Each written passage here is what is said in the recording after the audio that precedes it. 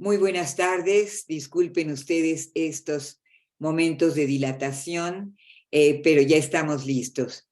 A nombre de la Universidad Autónoma de la Ciudad de México, a través de la Coordinación Académica y del Programa Galatea, les damos la más cordial bienvenida a este taller.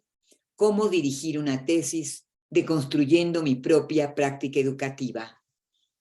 Nos da mucho gusto estar con ustedes en este espacio correspondiente a la sexta sesión del taller, Motivar para no copiar y pegar, plagio. Este es un tema de gran relevancia, tanto para los maestros como para los estudiantes, porque se requieren de estrategias para que los dirigidos no pierdan el entusiasmo en su proceso de investigación y lo terminen satisfactoriamente hasta defender su tesis. En esta ocasión contamos con la destacada participación de la doctora Yolanda Jurado Rojas, a quien damos la más cordial bienvenida. Muchas gracias, maestra. Buenas tardes. Buenas tardes a todos y gracias por la invitación para compartir este tema tan importante. Gracias a todos los organizadores. No menciono nombres porque de repente se me puede ir alguno, pero muchísimas gracias a todos. Y estamos listas para empezar este diálogo. La maestra, la doctora Yolanda Jurado Rojas es de la FES Aragón de la UNAM y quisiera relatar parte de su currículum. Ella es académica e investigadora mexicana, maestra en lengua y literatura por la Universidad de las Américas, Puebla, UTLAP, doctora en historia de la Benemérita Universidad Autónoma de Puebla. Es miembro del Sistema Nacional de Investigadores, miembro del Consejo Mexicano de Investigación Educativa, COMIE. Sus líneas de investigación son teatro de títeres novohispano y decimonónico, lenguaje y escritura académica. Es integrante del Consejo Editorial de la revista científica Invedu, profesora responsable de las líneas Lengua y Cultura, escrita del posgrado en Pedagogía de la Facultad de Estudios Superiores de Aragón de la UNAM y trabaja en el periódico Síntesis de la ciudad de Puebla. Destaca su estudio sobre la comedia de muñecos, estudio histórico, literario y crítico del 2015. Además, ha publicado Literatura, Ideas y Emociones hechas palabras en el 2010. Técnicas de investigación documental del 2002. Metodologías de la investigación. También ha colaborado en la publicación del libro Dictadura en el mundo hispánico, perspectivas transatlánticas y transnacionales en el 2013, así como el libro La Compañía de Rosete Aranda y el Festival de Títeres en Tlaxcala 2019. Ha escrito también varios artículos en revistas internacionales como The Americas y la revista alemana Humboldt, solo por citar dos. Ha impartido cursos en diferentes posgrados de educación superior, tanto a nivel nacional como internacional, en la Universidad de Washington State, WSU. Actualmente es profesora en la FES Aragón y de la Universidad Tecnológica de Huejotzingo. En el año 2018 obtuvo el premio Rosete Aranda por teatro de títeres durante el Porfiriato, dentro del marco de los 500 años Encuentro de Dos Culturas, Estado de Tlaxcala. Muchas gracias. Vamos entonces a ceder el micrófono a la doctora Yolanda Jurado Rojas para que nos comparta sus inquietudes y su temática en torno a motivar para no copiar y pegar, plagio. Bienvenida, maestra. Muchísimas gracias, doctora Yolanda Jurado. Bienvenida. Muchísimas gracias. Pues bueno, vamos a empezar con el tema, un tema interesante y al mismo tiempo complejo por todo lo que se ha venido mencionando en los últimos meses sobre el plagio. Y bueno, es un tema que sí requiere de reflexión. Y bueno, vamos a ver, los temas que yo voy a abordar, si quieren pasar la siguiente diapositiva, son los siguientes. Sería citar fragmentos y referencias, qué es citar, qué es el derecho de cita, qué es un autor, qué es un fragmento y cuándo tengo que citar, ¿no? Más o menos de manera sintética trataré de abordarlos. Y bueno, vamos a ver que algo que es muy importante en esto del plagio y cómo erradicarlo tiene que ver con un concepto que serían los valores éticos. Pero estos valores éticos se tienen que ir trabajando desde antes de entrar a la universidad, yo creo que desde la preparatoria, ¿no? Porque generalmente pues lo hacemos de manera mecánica, copiar y pegar un texto. Porque en mi época, yo soy de muchos años atrás, no existía todavía el internet y entonces nos dejaban una tarea. Y entonces la tarea era ir a comprar una monografía sobre, no sé, el tema del petróleo o sobre la época colonial. Y entonces íbamos a nuestra papelería más cercana, comprábamos esta monografía, pegábamos cada una de las imágenes y transcribíamos literal todo lo que venía atrás de la monografía. Entonces fue una práctica bueno, que la hemos hecho desde hace muchos años mi generación. Ahora creo que la otra práctica es a través del internet, ¿no? Les dicen a los chicos, investiga este tema y inmediatamente vamos a cualquier página de internet y copiamos y pegamos, ¿no? Porque lo que necesitamos es información. Antes existían las bibliotecas, digo, bueno, existen las bibliotecas todavía, ¿verdad? Pero estas bibliotecas tenían una función muy importante, que los chicos, las chicas iban a estos lugares precisamente a abordar un tema y a releerlo, y lo que hacían era parafrasear. Parafraseaban estos temas. No era tan estricto en la forma de citar, digamos que lo que es la referencia a veces se colocaba al final, pero no teníamos que poner entre paréntesis el autor, el año ni la página, sino que lo hacíamos de manera muy natural. Esta es una forma de organizar nuestras ideas. Bueno, pero ahora sí, voy a la siguiente diapositiva. ¿Qué es citar? ¿Qué es citar? Bueno, citar es identificar las fuentes de donde se copia. Si podemos pasar a la siguiente diapositiva, por favor. Entonces, para poder citar, necesitamos saber que tiene validez lo que estoy citando, ¿no? Tenemos que justificar y contrastar varias fuentes y además mostrar el punto de vista. Bueno, aquí tenemos una imagen de una persona que está pintando o está copiando una imagen.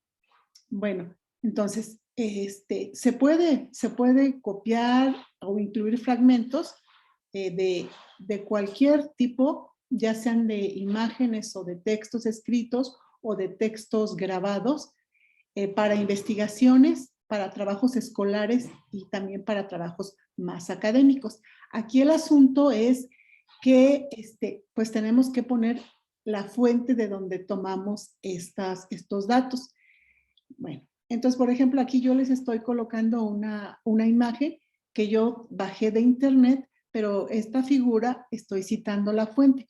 En este caso yo estoy colocando esta imagen porque la tomé de una base de datos o de un banco de imágenes gratuito. Entonces, solamente lo que me piden es colocar la fuente y colocar el título y de dónde saqué esta imagen. Siguiente, por favor.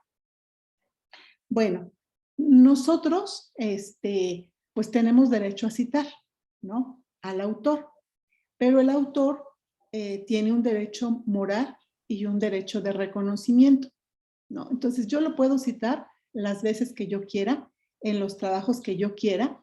Puedo incluir un fragmento como una cita con fines escolares o académicos, pero siempre incluyendo las fuentes. Lo que sí no puedo hacer es copiar todo el texto, imprimirlo y reproducirlo, ¿no?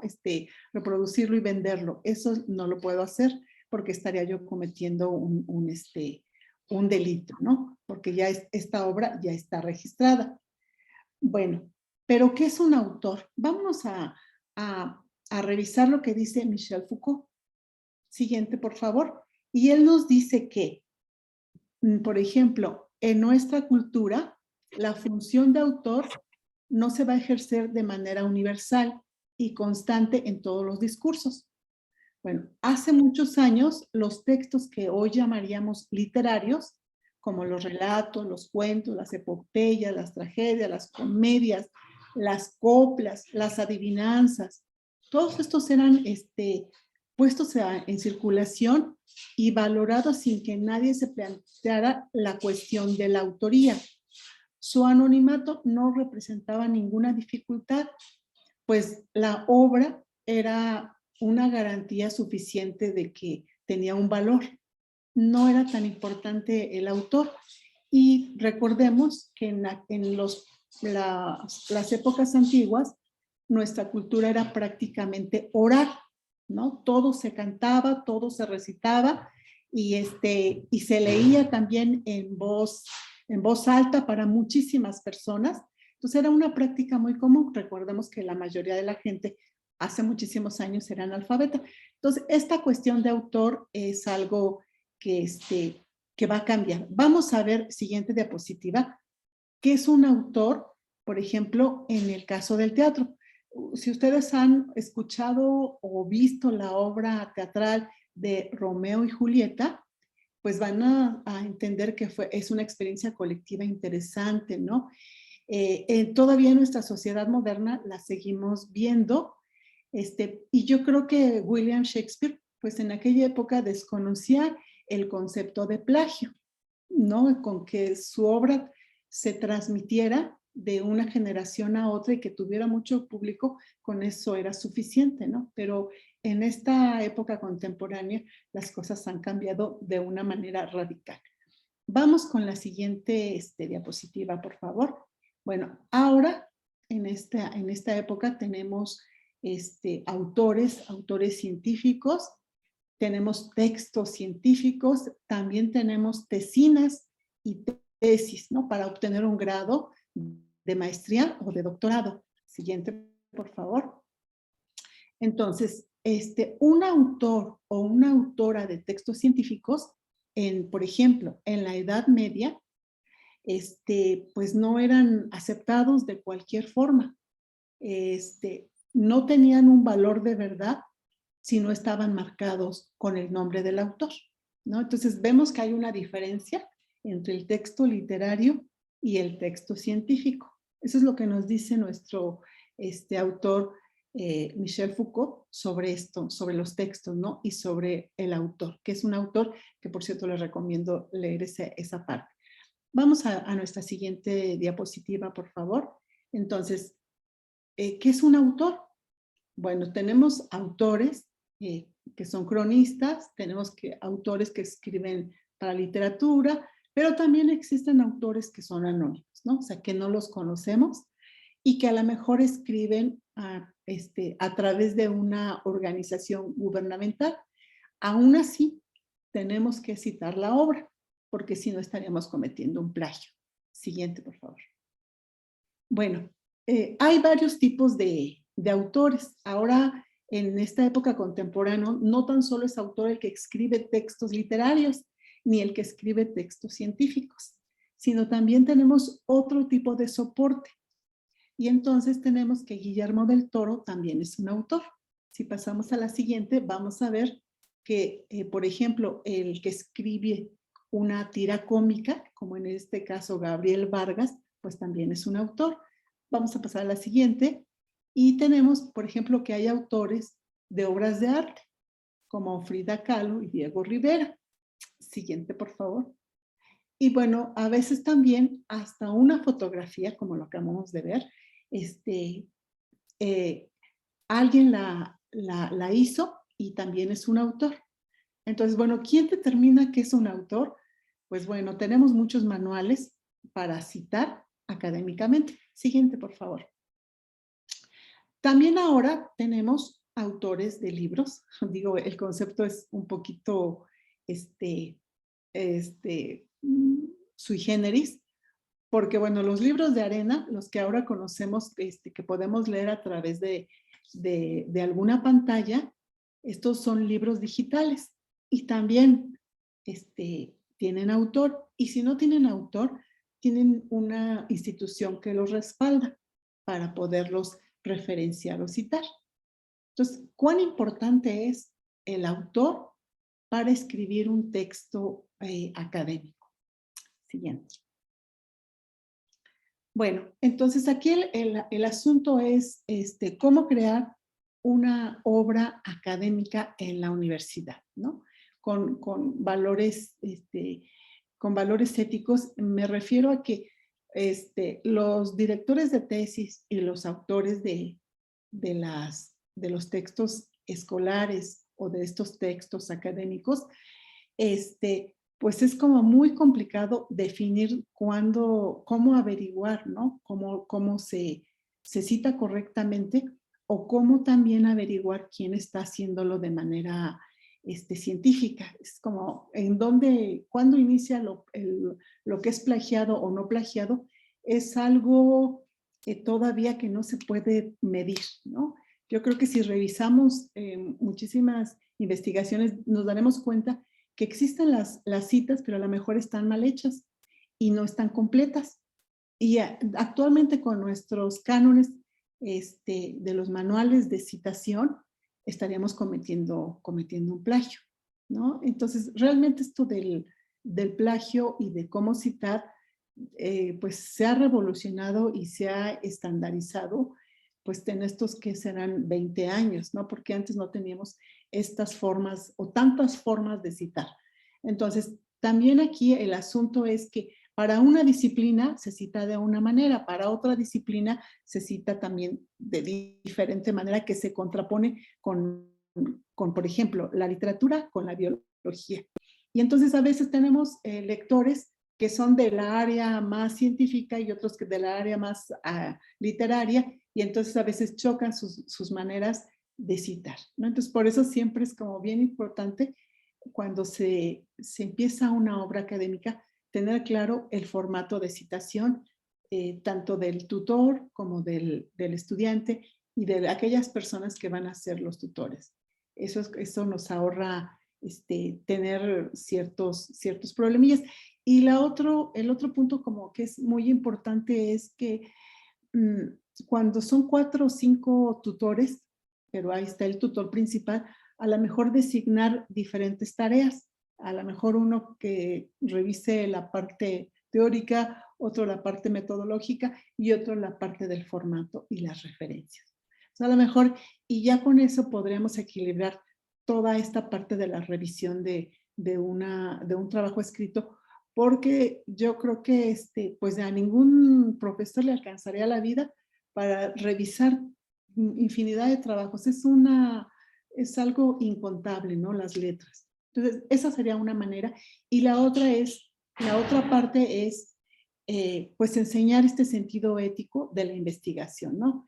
Enseñar que existe un derecho de autor, ¿no? Pero también un derecho para usar la cita y también un derecho que tenemos todos de escribir y de que nos enseñen a escribir, ¿no? Porque, pues, también siempre existe este miedo por acercarnos a la escritura. Como ya lo mencioné antes, nosotros somos una cultura oral, ¿no? Recordemos que en las ferias, ¿no? En los teatros, ¿no? Todo es cantado, todo es recitado. Y si recordamos a nuestros abuelitos, ellos siempre hablaban con refranes, ¿no? Con un doble sentido, ¿no? Para esta parte era muy oral. Entonces, creo que la hemos mantenido, lo cual es un privilegio, ser una cultura oral, pero hacer ese tránsito de lo oral a lo escrito y sobre todo de lo escrito académicamente, sí nos ha llevado ciertos procesos de reflexión. Siguiente, por favor. Bueno, básicamente el manual que yo he observado que se usa mucho para las tesis es el AP, ya sea en administración, en economía, en sociología, en educación, en pedagogías, se usa este manual. No significa que sea el único ni que sea el mejor, pero es el que yo más he visto que se utiliza. Hay otros manuales como el Chicago y demás, que bueno, hablaremos después. Bueno, entonces, para el manual APA de la Asociación Americana de Psicología, pues hay infinidad de criterios para identificar un autor. Existe el director de cine, también existe el que produce una serie de televisión, que es el productor o los productores ejecutivos, ¿no? También existen series de televisión en donde el autor es el escritor y el director del episodio. Los podcasts, que es el presentador o productor ejecutivo. Los webinars, que es el instructor o el conferencista. Cuando escuchamos un álbum de música clásica, entendemos que pues, es el compositor, el autor. Hay álbumes de música moderna, pues el artista de grabación que además compone y canta. También tenemos las obras de arte, ¿no? Que en este caso, pues hace un momento vimos a varios pintores, ¿no? También los videos streaming son la persona que subió el video, pues es el autor. La fotografía también, quien sube la fotografía es el autor. Y también tenemos a los maestros que son autores. Cuando hacen sus diapositivas, son también autores de esa parte. Entonces, según el modelo de la Asociación Americana de Psicología, autores somos casi todos. Pero lo que a nosotros nos importa es cómo evitar el plagio. Entonces, si sabemos identificar cuántas personas son autores, seguramente también evitaremos el no referenciar la fuente que estamos presentando en nuestro texto escrito. Vayamos a la siguiente, por favor.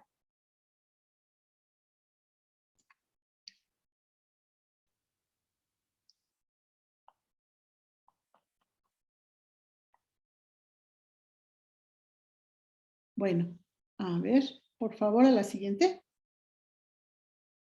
Bueno, bueno, a la siguiente, por favor.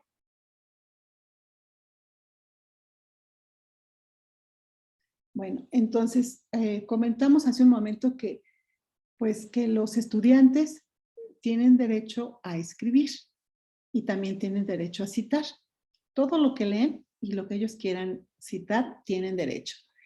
Aquí el asunto nada más es que el autor del texto también tiene derecho a que sea citado, ¿no? Es una destreza que se ve fácil, pero de repente, pues, ¿cómo se llama? Nos cuesta mucho trabajo. Sobre todo cuando nos hacen escribir ensayos, a veces decimos, ya no quiero saber de este asunto, porque a veces hasta odiamos una materia, ¿no? Que nos ponen a escribir mucho. Yo recuerdo en una de mis clases que me decían, esto está mal, lo que escribiste está mal, y como que yo decía, pero ¿cómo? Y casi que ya no quiero saber más de esto porque me costaba trabajo escribir, ¿no? Yo creo que es una habilidad que no se puede aprender tan rápido. Uno domina la escritura y la lectura, pero la otra parte, que es la alfabetización académica, esa es la que desarrollamos a lo largo de nuestra carrera profesional y que de repente nos topamos, ¿no? Con que no sabemos cómo citar, cómo referenciar, cómo parafrasear, etcétera, etcétera. Bueno, vamos a pasar a nuestra siguiente diapositiva, por favor. Aquí es importante diferenciar cuándo tengo que citar y por qué tengo que citar. Y bueno, generalmente para citar solamente podemos copiar un fragmento. Y este fragmento tiene que ser de 40 palabras y le vamos a poner comillas. Si no tiene, si es de más de 40 palabras, no le ponemos comilla, pero lo vamos a poner en una letra más pequeña y vamos a dejar una sangría del lado izquierdo. Bueno, para citar, generalmente es para ilustrar algo que yo no pueda decir, para analizar algo que me va a ayudar la idea del otro, para comentar una idea y comentar la idea del otro. En este caso, para hacer un diálogo con otro autor, para fundamentar, para cuestionar y para refutar, ¿no? Para eso tengo que citar. Y hay dos maneras de citar. Una cita literal, así con puntos y comas, hasta con los errores que pueda yo encontrar en el texto, así lo voy a dejar. Esa es una cita literal. En el caso del modelo APA nos dice cita literal, así como exactamente igual como aparece en el texto. Pero le vamos a poner la palabra SIC, que significa así se encontró en la fuente. ¿Por qué? Porque si no, por ejemplo, si yo estoy citando un texto del siglo XVIII donde México se escribía con J y en este siglo se escribe con X, entonces yo voy a conservar el sentido del siglo XVIII y si era con J, pero le voy a poner la palabra SIG, porque eso significa que así lo se encontró en la fuente y que no es un error ortográfico que yo haya realizado, sino que es así, ¿no? Tal cual. Y la cita no literal es aquella en la que yo leo y entonces hago un resumen o la reinterpreto, ¿no? Entonces, esta es una manera de citar. Siguiente, por favor. Entonces, vemos que un fragmento es una parte extraída, conservada de una obra artística, ya sea literaria, musical, ¿no? O una partecita, un capítulo de un libro, un artículo, una revista, un documento antiguo. O sea, este es un fragmento. Por favor, cierren sus micrófonos para evitar ruido. Disculpe, maestra, gracias. ¿Sí? Bueno, entonces, siguiente, por favor. Vamos entonces a que, cómo citar de forma textual, poniendo unas comillas y también al final del documento poner la referencia. Siguiente. La cita no textual es la paráfrasis, que igual, aquí lo que cambia es que no tengo que poner la página. Yo puedo parafrasear, resumir y nada más al final poner en la lista bibliográfica del autor, pero eso sí, aunque sea una cita no textual, no literal, tengo que poner el nombre del autor y el año de la publicación de la obra. Siguiente, por favor. Bueno, ahora sí, también algo bien importante que tenemos que cuidar son las imágenes. Podemos reutilizar imágenes al crear una obra literaria, una obra científica o una obra artística. Pero entonces, ¿qué no es plagio? Copiar un fragmento y citar correctamente de acuerdo a cada disciplina. Si es biología, si es matemática, si es música, si es enfermería, tengo que citar correctamente de acuerdo a ese manual. Para parafrasear hay que reformular las ideas y referenciarlas.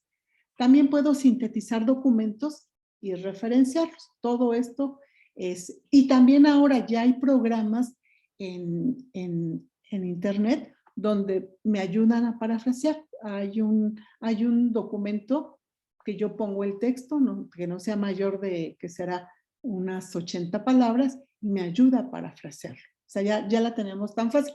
Claro, no vamos a poder parafrasear toda la tesis, ¿verdad? En el documento. Sí, pero si algún párrafo, por ejemplo, nos está dando mucha lata y que no queda y no queda, podemos utilizar estas estrategias, ¿no? Lo mismo ya está en inglés, también una app para poder hacer una paráfrasis de la mejor manera. Bueno, vamos a pasar a la siguiente, por favor. Entonces, hay dos maneras de parafrasear. Una es sustituir las palabras por otras, como sinónimos y demás, pero se mantiene el mismo sentido. Otra manera de parafrasear es más constructiva. Se reelabora el enunciado, pero se mantiene el mismo significado. Entonces, esta es otra manera de parafrasear. Siguiente, por favor. Bueno, aquí me quisiera detener en un asunto que es importante. Parafraseo o derechos conexos. ¿Qué significa esto? Bueno, cuando hay una obra, en este caso literaria, musical, a veces hay artistas que la reinterpretan, ¿no? O la reelaboran, pero conservando la esencia. Bueno, a esto le llamaríamos derechos conexos. Es decir, la obra de Beethoven la reinterpreta alguien con un estilo de música diferente, con otros instrumentos.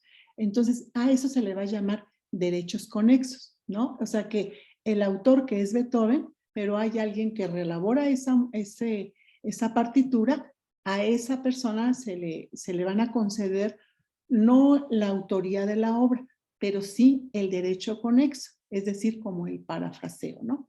Lo mismo a las pinturas, existe la pintura original, pero alguien hizo una paráfrasis de esa pintura y tiene un derecho conexo. Lo mismo de los videogramas, lo mismo de las películas, ¿no? Hemos visto películas que se vuelven a repetir con otros autores, con otra estructura, con otra temática, pero en esencia es lo mismo. Bueno, eso se llaman derechos conexos y a eso, pues en el aspecto literario, pues sería un parafraseo. Y es válido dentro de la escritura, ¿no? Pues no necesariamente la originalidad está peleada con hacer estas copias reestructuradas,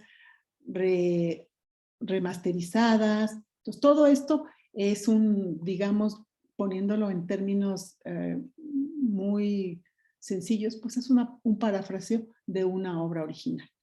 Y que también a veces este parafraseo puede tener un premio. Ya lo vimos con Guillermo del Toro, ¿no? Que hizo su Pinocho, ¿no? Y la obra original era fue escrita en Italia, pero él lo parafrasea agregando algunos elementos diferentes. Y entonces, bueno, pues tiene el derecho conexo, ¿no? De esta obra. Bueno, ahora bien, para esto hay una convención de Roma que nos habla sobre la protección de los artistas que interpretan o ejecutan pues obras originales. En este caso pues, casi siempre son como musicales o de video o de cine, ¿no? Esta protección de los derechos de estos autores me parece que tiene una protección hasta de 20 años y esta se puede ir renovando, o sea, cuando ya se terminó el derecho de la protección, pues llegan otra vez y lo vuelven vuelven a hacer la solicitud para renovar su derecho, para que siga vigente, ¿no? Yo encontré hace poquito, bueno, que una marca se creó, bueno, se hizo la solicitud de esa marca 1440 veces. Es decir, que si duraba 20 años, imagínense cuántos años ya lleva el registro de esa marca, ¿no? Y ha pasado, no sé si del el primer autor o el primer dueño de la marca al segundo. Bueno, aquí tenemos, bueno, que dentro de esto hay un marco jurídico que protege, pues, a los autores. En este caso, pues está la Constitución en el artículo 28, también está la Ley de Propiedad Industrial y su reglamento, la Ley Federal de Derechos de Autor y su reglamento en el artículo 12, el artículo 13, la protección del autor, el artículo 29, y existen varios convenios donde también se especifica el derecho que tiene el autor, ¿no? En esto hay un convenio de París y el convenio de Berna, que igual si ustedes se meten a la página de Indautor, ahí van a encontrar varios podcasts donde les hablan de cuáles son estos convenios y dentro de este marco jurídico.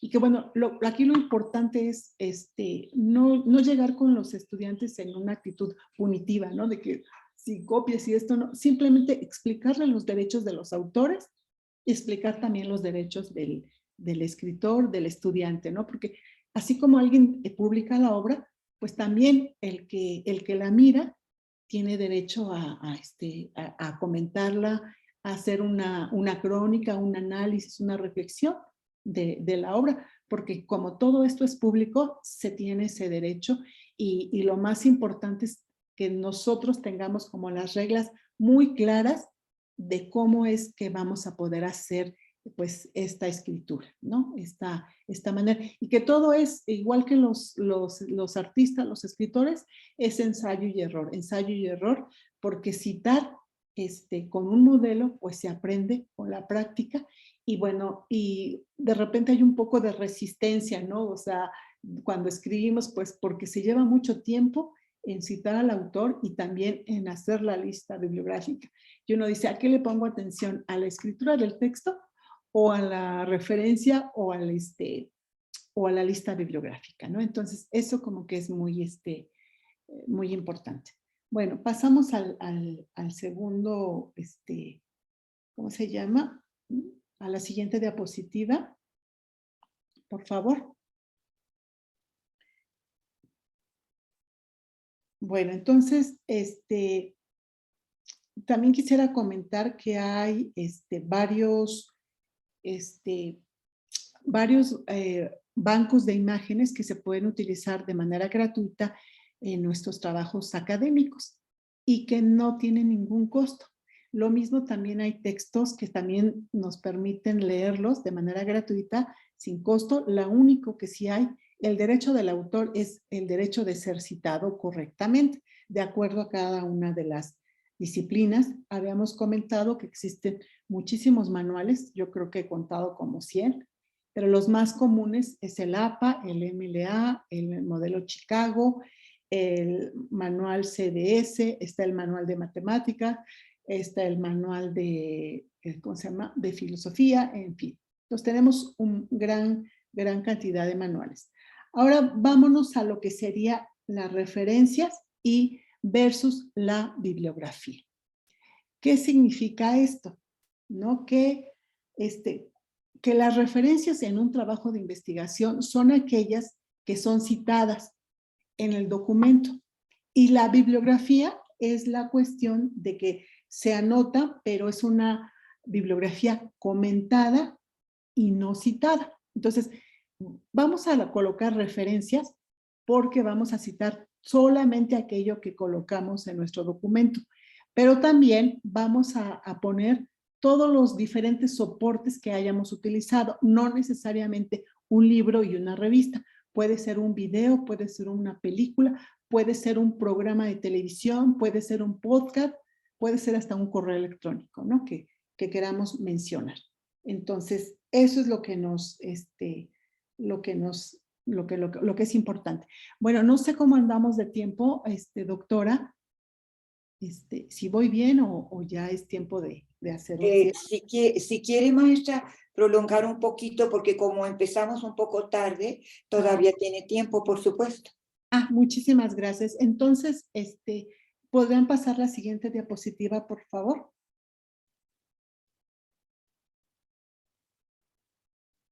Bueno, no aparece, pero bueno, en las... Maestro Marco, por favor, la siguiente.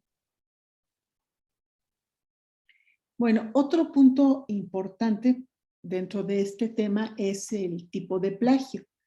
Bueno, el tipo de plagio es copiar y resumir o parafrasear sin citar fuente. Y el segundo tipo de plagio es citar la fuente original, pero de forma incorrecta, ¿no? Entonces, por eso es bien importante tener un manual de citación. Y la tercera es copiar un documento haciéndolo pasar por inédito. Es decir, que yo tengo un trabajo y lo voy a entregar como 3 veces a diferentes materias, a diferentes profesores. Eso también es autoplagio. O sea, yo me voy a autoplagiar. Entonces, pues eso ¿cómo se llama? Se debe de evitar. Otro punto también importante es que ya hay detectores de plagio. Pero los detectores de plagio, pues, digamos que es una herramienta que nos va a ayudar, sí, efectivamente, a la mejor a entender que la referencia no la hicimos correctamente, pero yo creo que si entramos en una cultura del no plagio, tendremos que hacerlo no tan solo con una tesis, sino desde trabajos escolares, pero eso sí se requiere de fomentar una ética con los estudiantes, ¿no? O sea, hacer una reflexión de que es mejor proponer tus propias ideas, ¿no? Y no copiar, porque de repente podemos encontrar textos tan largos como de 15 páginas y ¿a poco fue todo esto son tus ideas, ¿no? Y a veces lo que hacen es parafrasear y parafrasear. Y yo les digo, pues ya que parafraseas, nada más coloca a los autores que parafraseaste, que leíste, para que tenga más formalidad académica tu trabajo. Bueno, hay una cosa que es bien importante, que es la propiedad intelectual, ¿no? Entonces, la propiedad intelectual es el resultado de creaciones de la mente humana, ¿no? Del intelecto. Eso lo dice la Organización Mundial de la Propiedad Intelectual, ¿no? Eso lo dice en el 2012, y que se llama OMPI. Dentro de esta organización ha habido varios foros precisamente para proteger la propiedad intelectual. Entonces, sí debemos tener conciencia de que toda propiedad intelectual, toda creación humana, tanto de la disciplina jurídica como literaria, como de la biología, como de la medicina, tienen por objeto la protección de los bienes inmateriales, es decir, de las ideas y pensamientos. Que estas ideas tienen un contenido gratuito y que además son actividades que, como les mencioné hace un momento, pueden ser unas actividades que pueden derivar de otras. Cuando se derivan de otra actividad, le llamamos derechos conexos, ¿no? Estas actividades, pues también son creaciones y entonces van a llevar diferente título. Van a llevar este título diferente y se van a registrar también en la propiedad intelectual. Esto es en la Organización Mundial de la Propiedad. Pero esta organización tiene varias etapas. Una de ellas es primero hacer un registro en el país. Y ahora, si se quiere proteger como muchísimo más, pues hay que hacerlo a nivel internacional. Y eso también tiene pues otros costos y otros tiempos, ¿no? Entonces, antes, no sé si por ahí anda Marco y me puede pasar la diapositiva que dice derecho de autor. Creo que no. Bueno, se las comento. Maestro Marco, por favor, nos cambia dos diapositivas, por favor.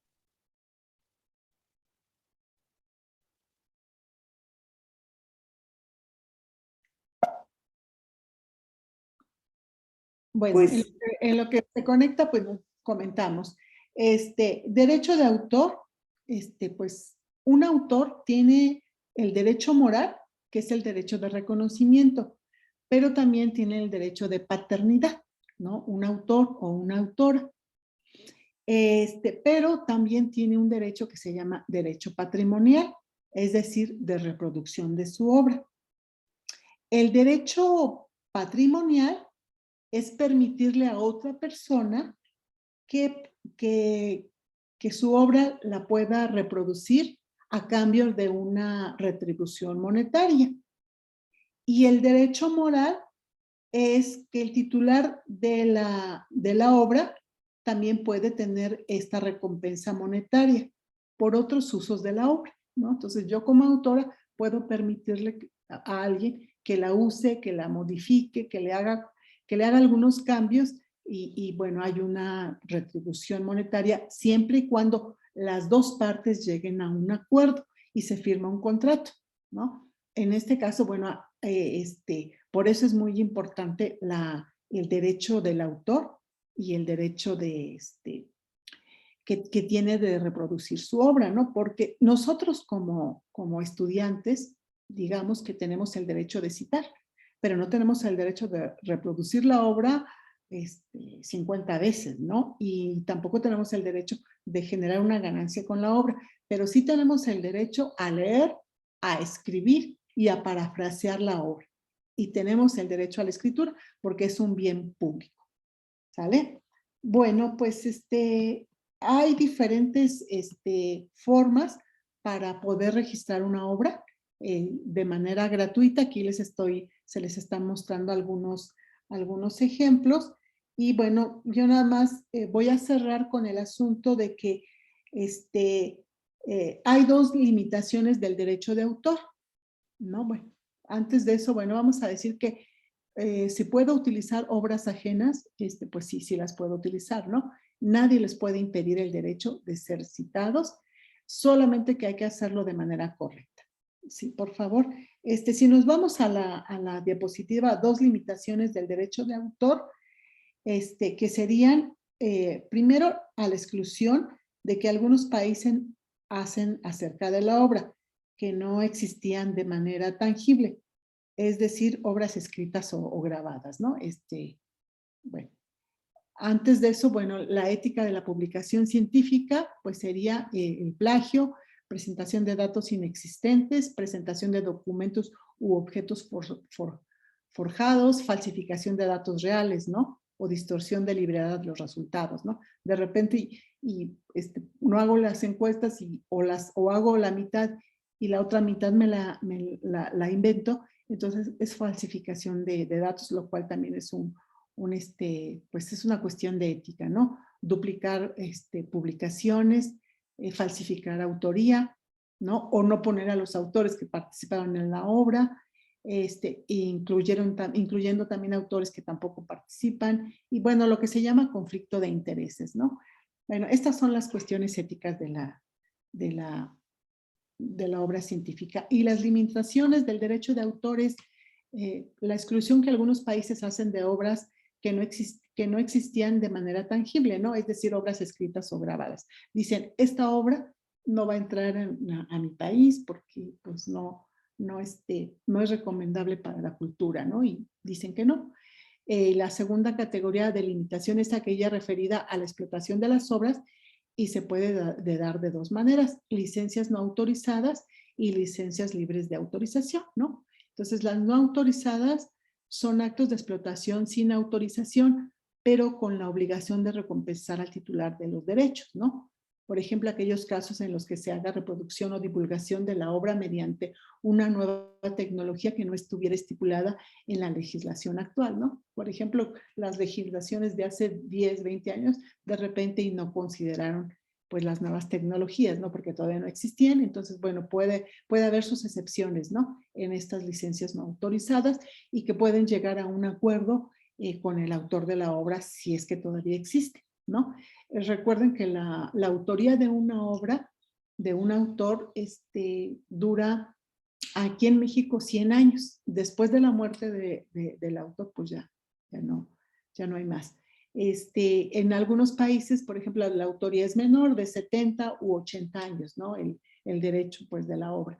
Después, pasando esos años, ya cualquiera puede usar la obra, ¿no? Claro, reconociendo el nombre del autor, citando la fuente, y a veces hasta tienen el derecho de reproducción.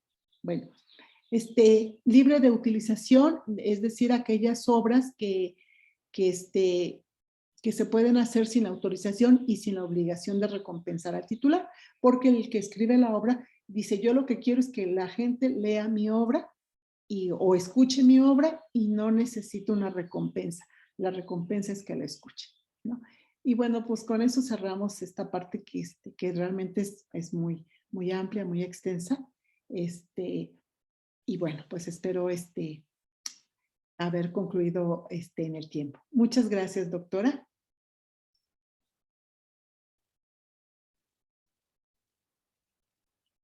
Bueno. Al contrario, muchas gracias a usted. Les pedimos a los maestros su interacción, su participación, formular sus inquietudes, sus preguntas y para poder seguir adelante con esta dinámica, contestando, como diría la maestra, la mejor forma de leer mi obra es que la lean, ¿no? Entonces, aquí está la mejor forma de retribuir a la maestra Jurado, es que, pues, establezcamos algún diálogo, algunas inquietudes, compartamos. Adelante, maestros, los micrófonos son suyos.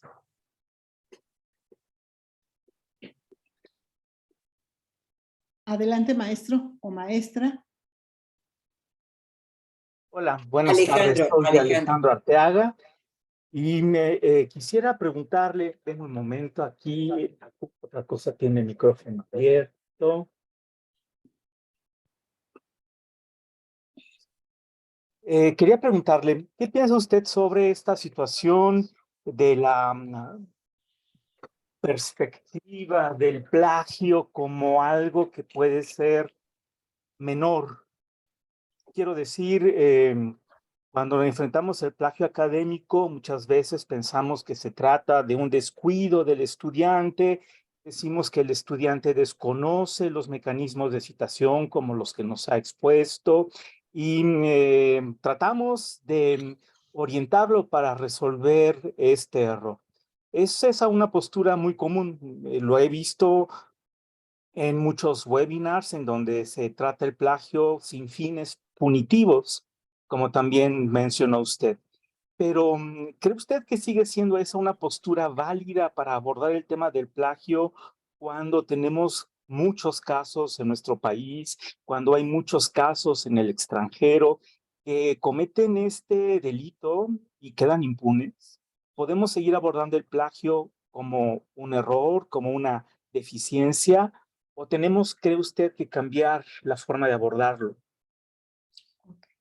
Bueno, gracias maestro por su pregunta, una pregunta muy interesante y muy fuerte, que es la pregunta más importante, yo creo. Mire, depende del nivel académico, ¿no? Si estamos hablando de un nivel de preparatoria, el estudiante se está formando, el estudiante está aprendiendo las formas de citación. Si, si entendemos también el plagio en la universidad con los trabajos escolares, se ha abordado de manera punitiva, ¿no? Se dice, si tú haces esto, pues vas a tener menor calificación, si yo encuentro que hiciste esto, y uno puede detectar, ¿no? Allá hay muchos programas para detectar. Pero sería un trabajo titánico del profesor detectar plagios. O sea, es un trabajo enorme. Lo mismo detectar el plagio en las tesis, es un trabajo muy largo, muy fuerte, y también trabajos de doctorado y demás. Es una labor titánica, ¿no? No se puede resolver así. Se podrá resolver con un grupo de personas. Yo he visto que en algunas instituciones han expulsado a los estudiantes de posgrado porque en el trabajo escolar pues lo encontraron, encontraron fragmentos que no citó correctamente, los han expulsado. Pero también me he encontrado otro caso, lo escuché en la parte jurídica de una universidad, que el caso era que el chico lo expulsaron por haber plagiado, lo expulsaron y entonces él demandó a la institución, al programa, se revisó el caso en los tribunales y el estudiante lo ganó porque todavía estaba en proceso de formación, el texto, ¿no? Durante su carrera. Yo creo que el problema, sí es importante, es cuando ya pasa de la parte escolar, de la parte de, ya tengo el título y ya a partir después del título empiezo a hacer documentos que son plagiados. Yo creo que ahí está el punto medular, ¿no? Yo creo que todavía en la preparatoria, en la universidad, los chicos están en proceso de formación y todavía se puede enseñar a escribir. Y se puede también enseñarles a detectar los plagios. O sea, aquí está el programa, revisa cuánto tienes de plagio, porque ahora ya es público todo. Con estos programas ya no podemos tapar el sol de que esto no es plagio. Entonces, la tarea es que pues, ellos hagan el ejercicio y que identifiquen cuánto han plagiado y que además citen correctamente las fuentes, ¿no? Ese es el ejercicio que nos toca en la universidad. Y el otro punto es que, pues después de la universidad, ya cuando se es autor o académico, entonces sí, ese llega a ser un problema, ¿no? Bastante fuerte, que esa práctica se siga realizando porque aquí ya entra cuestiones más éticas, ¿no? Entonces hay que entender que son dos momentos dentro del plagio, cuando el estudiante se está formando y el otro es cuando ya no es estudiante y ya es profesionista y sigue plagiando, ¿no? O sigue entregando documentos plagiados, ¿no? Y entonces ahí, pues todavía estamos en manuales de conducta ética. De hecho, todos los manuales de citación, desde matemáticas, el de música y el de literatura y el de historia, tienen en sus documentos una parte que se llama la ética de la investigación, Entonces aquí yo creo que el momento es presentar, hablar o reflexionar sobre la cuestión ética durante la investigación, ¿no? Y el derecho que tienen los estudiantes es a que se les enseñe a citar correctamente y que se les enseñe también a escribir correctamente, tienen ese derecho, ¿no?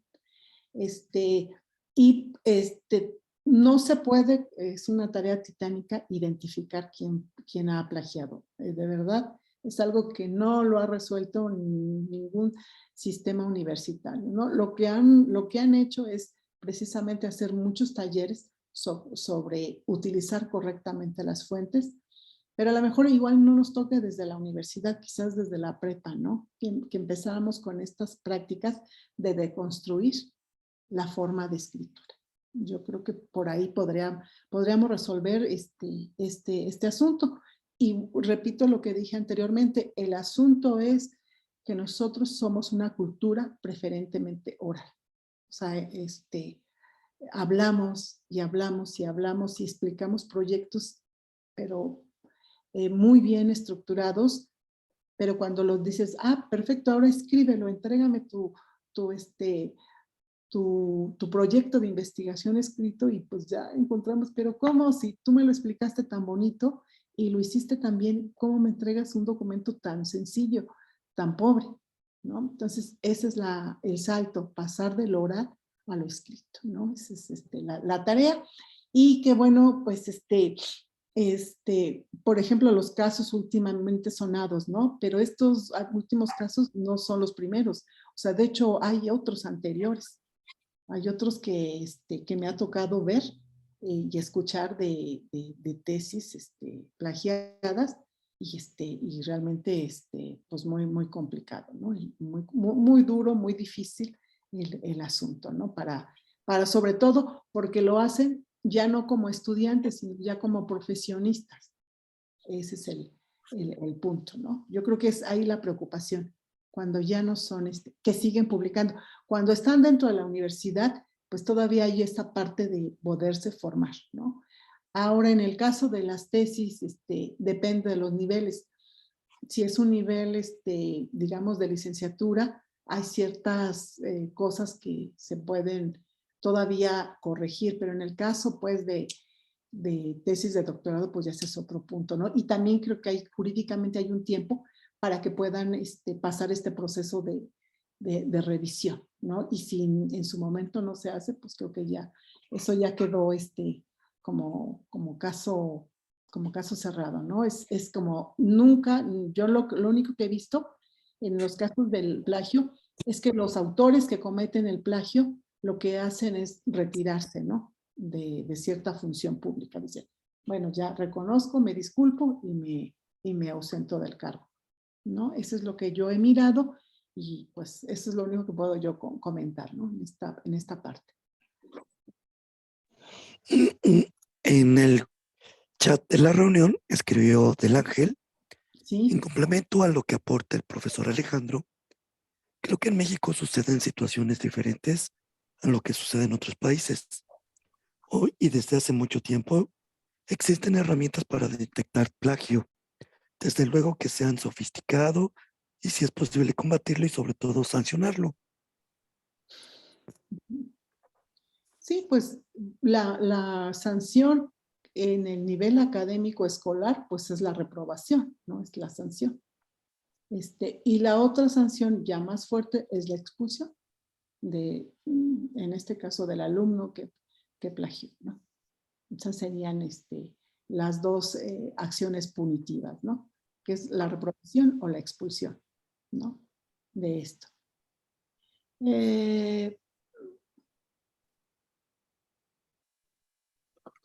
Bueno, aquí también, bueno, aquí hay otras dos, veo dos cosas en el chat.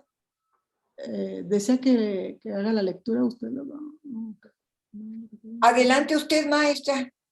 Recuerda un buscador del año 95, se llamaba Copérnico, y era muy interesante su uso. No lo conozco el Copérnico, pero pues lo voy a buscar y a ver qué nos hace este buscador, ¿no? Pues, ¿hay alguna otra duda, alguna otra inquietud con respecto al tema? Alguien me pide, bueno, las diapositivas las trataremos de reelaborar para mandárselas de la mejor manera. Hay una manita levantada, programa y también de otro profesor. Pues no, no sé quién guste hablar primero.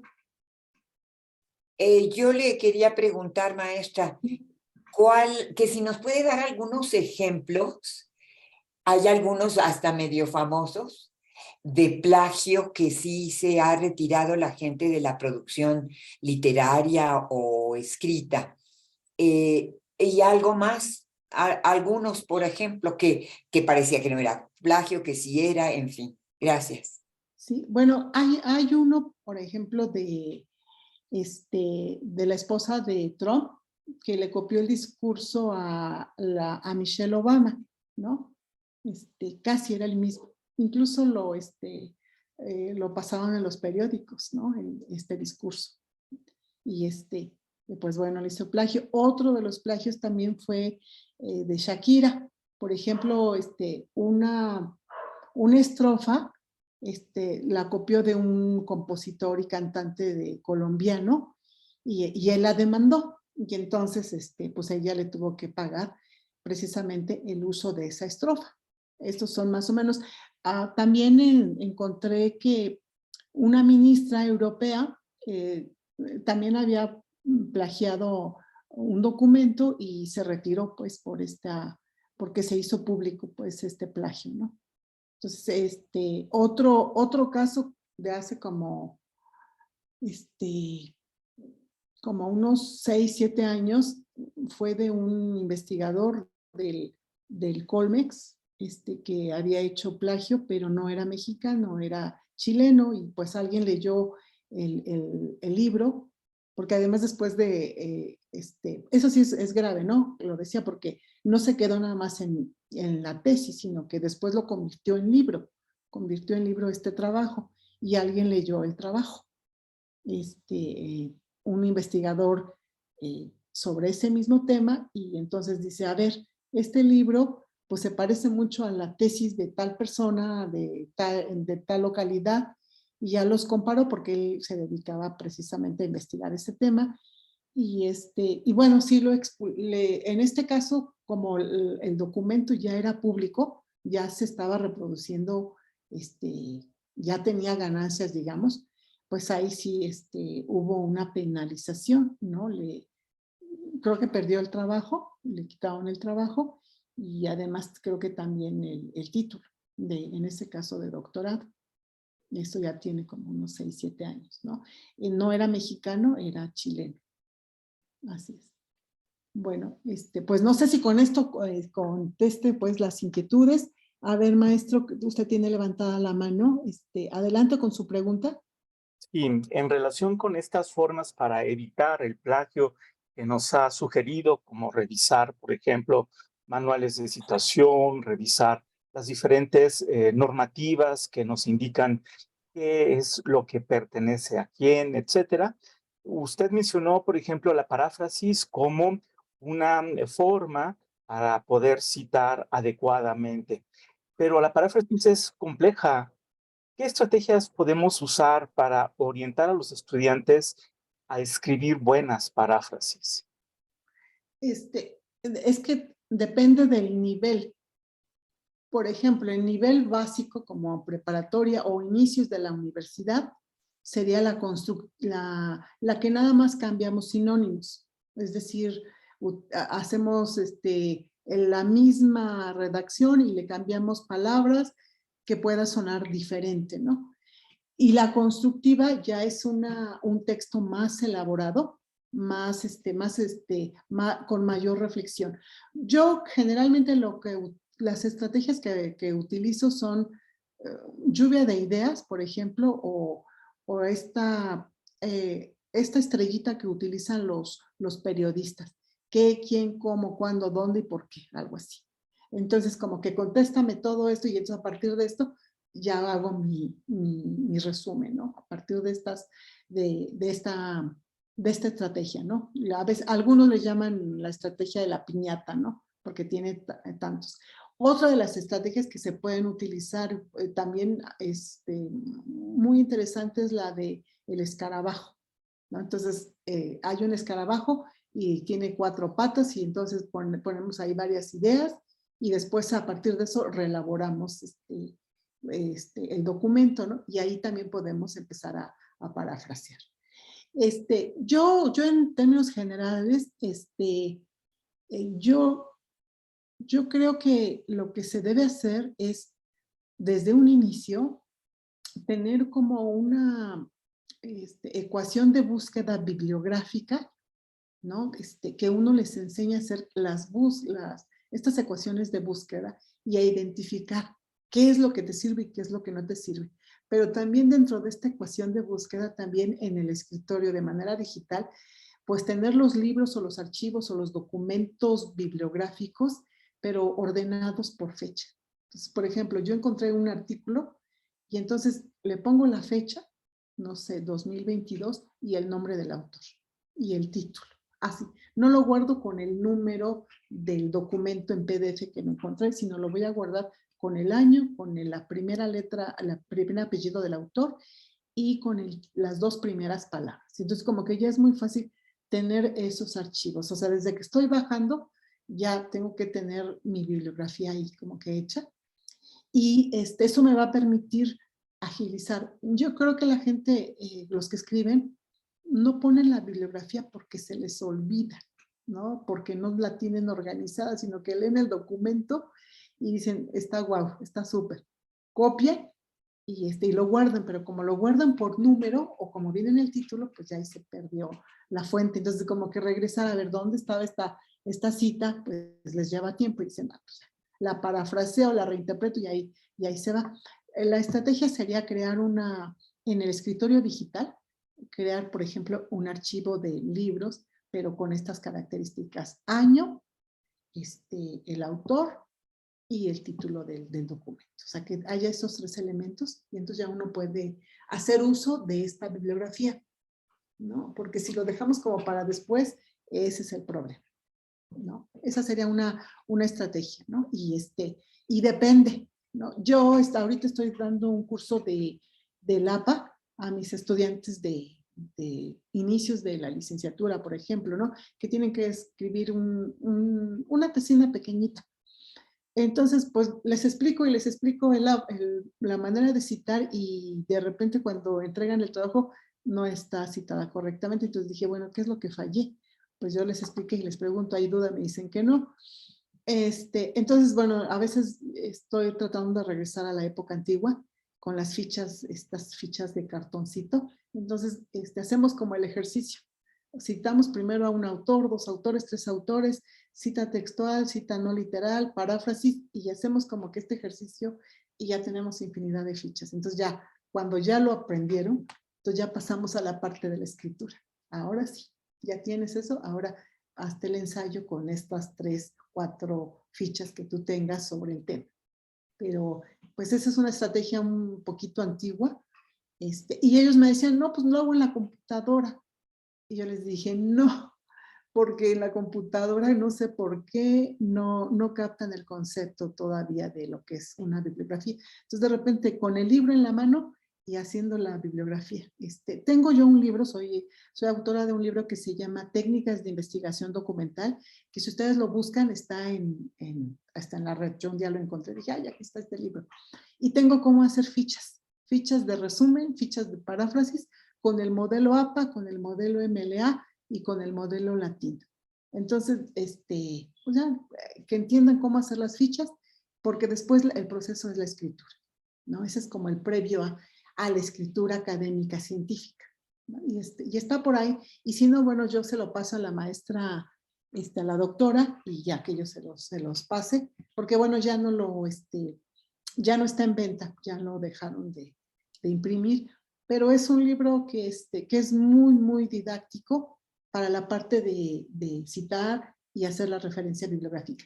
Y la estrategia son las fichas, aunque de repente nos tardemos un poquito, pero yo incluso, ¿no? Lo hago con estas tarjetas y les pongo una argolla y así vamos revisando, ¿no? Porque de manera digital a veces no queda tan claro.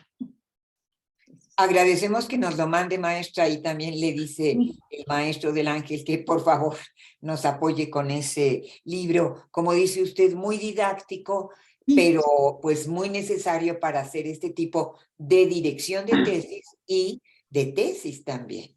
Sí, sí, maestra, con todo gusto. Yo les envío el trabajo porque es uno de los libros que pues en su momento fue un bestseller para mí, digamos que he hecho trabajos científicos, pero digo más académicos y demás, pero ese libro fue el que, digamos, es el que mayor venta ha tenido, digamos. Pero precisamente porque es muy didáctico y muy práctico, ¿no? Y aunque las formas de citar se han modificado un poco, en esencia sigue siendo lo mismo, ¿no? En esencia las ediciones de la sexta, la séptima edición de APA, de MLA, de Chicago, conservan lo mismo, ¿no? Nada más que se han perfeccionado en la forma de citar documentos electrónicos, que eso no lo teníamos hace 20 años, ¿no? Con esto de la vorágine de la tecnología, pues ya tenemos muchísimas maneras o muchísimos soportes para dar información. Sí, muchas gracias, maestra Lorena. Maestra, doctora, quisiera cerrar toda esta cantidad de información con alguna idea, con alguna cierre, conclusión, por favor. Bueno, que es muy importante enseñar a citar y a referenciar a los alumnos, que es una práctica o una técnica que no se aprende de un día para otro. Entonces, que necesitan muchos refuerzos para poder hacerlo bien y que pues somos una cultura de la oralidad, pero podemos pasar a una cultura de lo escrito, ¿no? Y que de la mano de los profesores seguramente lo van a hacer excelentemente bien. Y que pues no importa si se equivocan. Octavio Paz llenaba el cesto de basura de muchos borradores que hacía para parafrasear, hasta que encontraba el texto adecuado y que se requiere de la escritura de tiempo, de dedicación y de disciplina. Muchas gracias. Le agradecemos su participación a la doctora Yolanda Jurado Rojas. Gracias por compartir y aportar a la comunidad de la UACM sus experiencias, su trabajo en la investigación científica, en la tesis, en la metodología. Y estamos motivándonos para defenderla también exitosamente. Muchas gracias al maestro Marco y les invitamos, vamos a en este momento dejar de